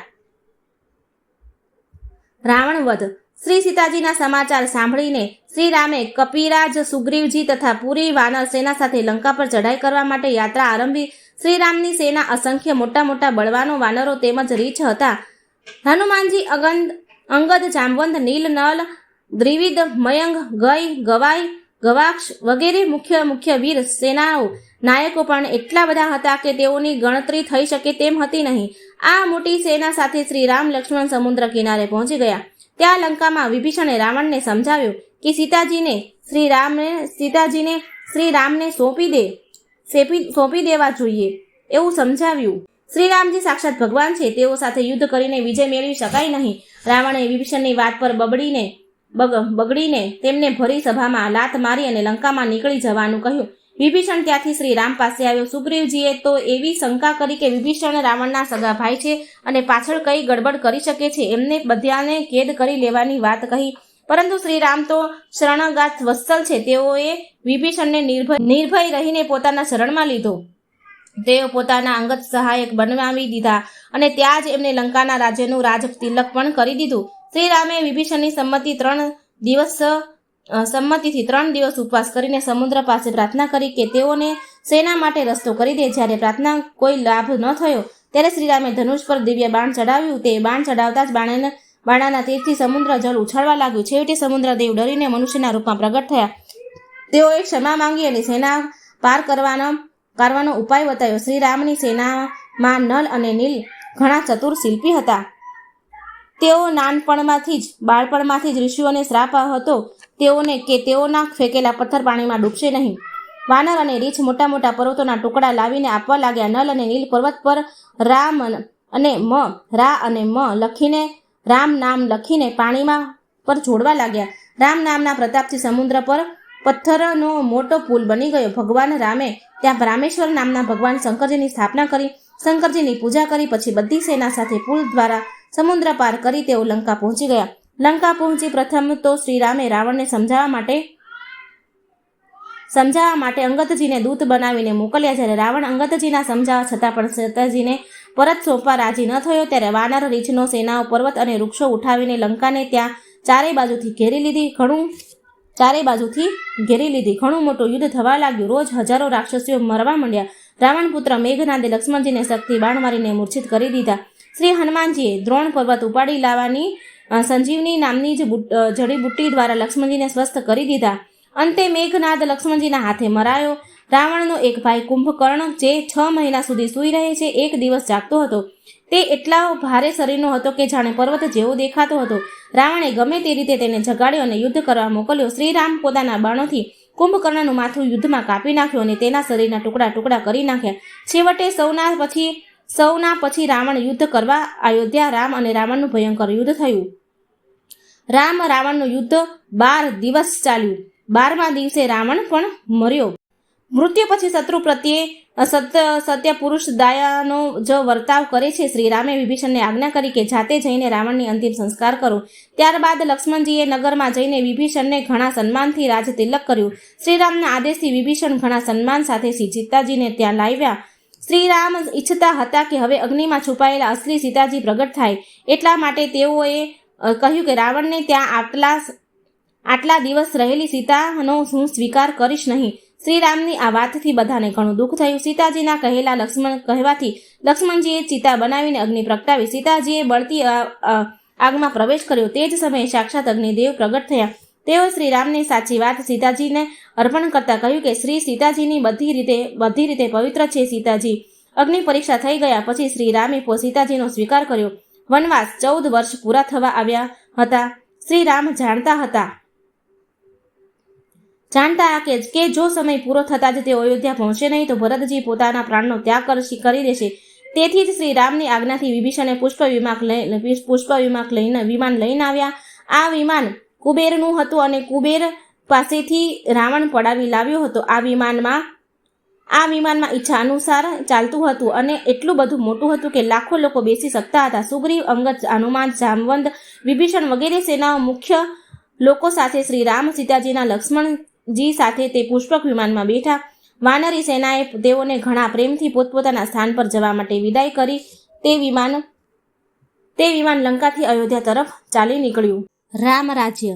શ્રી ભરત અયોધ્યામાં એક દિવસ ગણી રહ્યા હતા. તેઓએ દૂર દૂર સુધી સમાચાર આપવા માટે દૂતો નિયુક્ત કર્યા હતા. જ્યારે ફક્ત એક જ દિવસ શ્રીરામના આવવાનો બાકી રહ્યો હતો.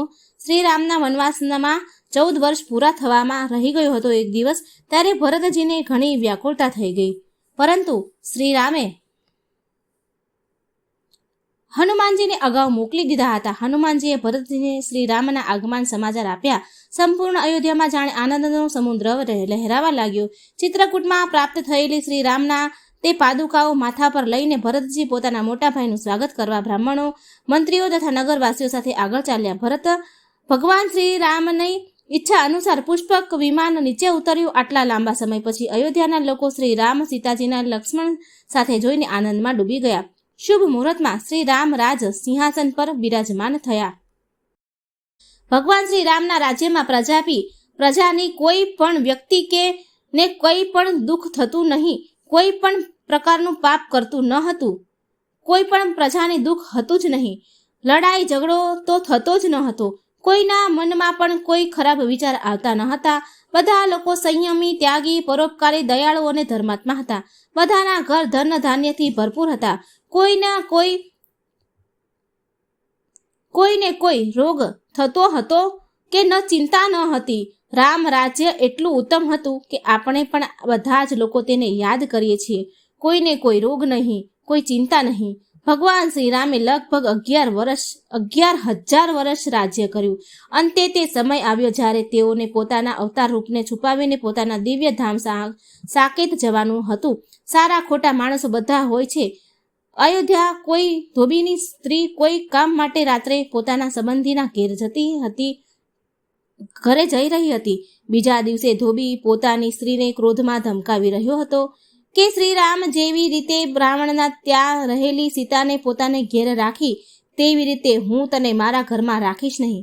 તું મારા ઘરમાંથી નીકળી જા. ધોબીએ એની પત્નીને આવા વચન કીધા. આ વાત ગુપ્તચરોએ ભગવાનને કહી. શ્રી સીતાજી નિર્દોષ હતા, પરંતુ રાજાનો ધર્મ પ્રજાને ધર્મ પર સ્થિર રાખવાનો હતો. રાજા ધર્મ પ્રજાને સ્થિર રાખવાનું કામ કરતા હતા. ક્યાંક લોકો સદાચાર છોડવા ન માંડે એમ વિચારીને શ્રી રામ લક્ષ્મણજીને કહે છે કે તમે સીતાજીને વનમાં મૂકી આવો. ઈચ્છા ન હોવા છતાં પણ મોટા ભાઈની આજ્ઞાથી લક્ષ્મણજીએ સીતાજીને રથમાં બેસાડીને વનમાં મૂકી આવ્યા. તેનાથી જ સીતાજીને તો અપાર દુઃખ થયું જ, સાથોસાથ શ્રીરામને પણ ઘણું જ દુઃખ થયું. પરંતુ પ્રજા ધર્મને શંકા કરીને ધર્મ ભ્રષ્ટ ન થાય એટલા માટે જ તેઓએ આ મોટો ત્યાગ કરવો પડ્યો હતો. સીતાજીને મહર્ષિ વાલ્મીકીએ જોયા તો તેઓ તેમને પોતાના આશ્રમ લઈ ગયા. ત્યાં સીતાજી ઋષિની પુત્રીની જેમ રહેવા લાગ્યા. જ્યારે તેઓ વનમાં મૂકી આવ્યા ત્યારે તે ગર્ભવતી હતા. ત્યાં તેઓને કુશ લવ નામના 2 જોડિયા પુત્ર થયા. શ્રી રામ જ્યારે અશ્વમેઘ યજ્ઞ પ્રારંભ કર્યો ત્યારે લવકુશ અશ્વમેઘના ઘોડો પકડી લીધો. ઘોડાની રક્ષા શત્રુઘ્નજી તથા ઘણા સૈનિકો કરી રહ્યા હતા. યુદ્ધમાં લવકુશે શત્રુઘ્નજીને તથા સૈનિકોને હરાવી દીધા અને હનુમાનજીને ત્યાં સુગ્રીવને બાંધીને પોતાની માતા પાસે લાવ્યા. મહર્ષિ વાલ્મીકીએ લવકુશને સંપૂર્ણ રામાયણ ભણાવી હતી. તેને તેઓ મધુર સ્વરથી ગાતા હતા રામાયણ. ઋષિની આજ્ઞાથી અયોધ્યામાં જઈ તેઓ રામાયણ ગાતા ફરવા લાગ્યા. શ્રી રામજીએ તેઓને બોલાવ્યા અને સાથોસાથ બેસીને તેઓની પાસેથી રામાયણ સાંભળી. બધાને ખબર પડી કે તેઓ શ્રીરામના પુત્ર છે. છેવટે શ્રીરામે સીતાજીને બોલાવીને બધાની સામે પવિત્રતા અંગે સોગંદ લેવાનું કહ્યું. સીતાજીએ બધાની સામે કહ્યું, જો હું સાચી પ્રતા હોઉં તો પૃથ્વી માતા મને પોતાનામાં સમાવી લે. આમ કહેતાની સાથે જ પૃથ્વી દેવી સોનાનું સિંહાસન લઈને પ્રગટ થયા. તેઓએ સીતાજીને સિંહાસન પર બેસાડી લીધા અને પાતાળમાં ચાલ્યા ગયા. તે ફાટેલી ધરતી ફરીથી બરાબર થઈ ગઈ. શ્રી રામચંદ્રે મર્યાદાના રક્ષણ માટે આ આદર્શ બધાની સામે મૂક્યો. આ ઘટનાના થોડા દિવસો પછી એક દિવસ સ્વયં કાલ દેવતા મુનિના વેશમાં શ્રીરામ પાસે એમ કહેવા લાગ્યા કે ભગવાનને પોતાના દિવ્યલોક જવાનો સમય આવી ગયો છે. શ્રી રામ કાલ સાથે એકાંતમાં વાતચીત કરવા માટે લક્ષ્મણજીને પહેરો માટે ઊભા રાખ્યા અને કહી દીધું કે આ સમયે મારી પાસે જે આવશે તેનું હું પ્રાણદંડ આપીશ. પરંતુ તે જ વખતે દુર્વાસા મુનિ પહોંચ્યા. ત્યાં તેઓએ લક્ષ્મણજીને શ્રીરામની પાસે તુરંત જવાનું, પોતાની આવવાની સૂચના આપવાનું કહ્યું. દુર્વાસા મુનિ ઘણા ક્રોધી છે. તેઓની વાત ન માનવાથી તેઓ શ્રાપ પણ આપી દે. તેથી લક્ષ્મણજીએ જઈને ભગવાનને સૂચના આપી. ભગવાન શ્રીરામે આવીને દુર્વાસાજીનું સ્વાગત સત્કાર કર્યા. ભગવાન શ્રીરામે પોતાનું વચન જૂઠું થવા દેવા ઈચ્છતા ન હતા અને લક્ષ્મણજીને પ્રાણદંડ આપી શકતા ન હતા. પોતાના સ્વજન સંબંધીઓનો ત્યાગ કરી તેઓ પણ એક પ્રકારનો પ્રાણદંડ જ છે. મોટા ધર્મ સંકટમાં આવીને શ્રી રામે લક્ષ્મણજીને કહેવું પડ્યું કે મેં તારો ત્યાગ કર્યો છે. શ્રી લક્ષ્મણજી મોટા ભાઈથી ત્યજાયેલા જીવિત રહી શકે તેમ હતા નહીં. તેઓએ સરયુના કિનારે જઈને આસન જમાવ્યું અને યોગ દ્વારા તેઓ ભગવાનના ધામમાં ચાલ્યા ગયા. હવે શ્રી રામે ઘોષણા કરાવી દીધી કે તેઓ પોતાના દિવ્ય ધામમાં જઈ રહ્યા છે. જે કાંઈ પણ તે દિવસે સરયુમાં સ્નાન કરશે તે ભગવાન સાથે તેમના ધામમાં જશે. અયોધ્યાના બધા સ્ત્રી પુરુષો, પશુ પક્ષીઓ, કીડી મકોડાઓ સરયુમાં સ્નાન કર્યું. સ્નાન કરતાં જ બધાના શરીર દિવ્ય થઈ ગયા અને તેઓ ભગવાનના ધામમાં આવેલા વિમાનમાં બેસીને ભગવાન શ્રીરામની સાથે જ તેઓના દિવ્ય ધામમાં સાકેત પહોંચી ગયા. મિત્રો, આ હતી સંપૂર્ણ રામાયણ. આ સંક્ષિપ્તમાં રામાયણ મેં કહેલી છે, પૂરી રામાયણ કહેલી છે. આખી રામાયણ તો આપણે જો વિસ્તારપૂર્વક વાંચવા જઈએ તો ઘણા સમય લાગે, તો આ સંક્ષિપ્તની રામાયણ વાંચવાથી પણ પૂરું રામાયણ વાંચવાનું સાંભળવાનું ફળ મળે છે. તો મિત્રો, આ રામાયણ તમે સાંભળજો, બીજાને પણ સંભળાવજો. વિડીયો સારો લાગે તો લાઈક કરજો, શેર કરજો અને મારી ચેનલને સબસ્ક્રાઈબ કરવાનું ભૂલશો નહીં. જય શ્રી રામ, જય સિયારામ, રામ લક્ષ્મણ જાનકી, જય બોલો હનુમાન કી. જય શ્રી કૃષ્ણ, રાધે રાધે. થેન્ક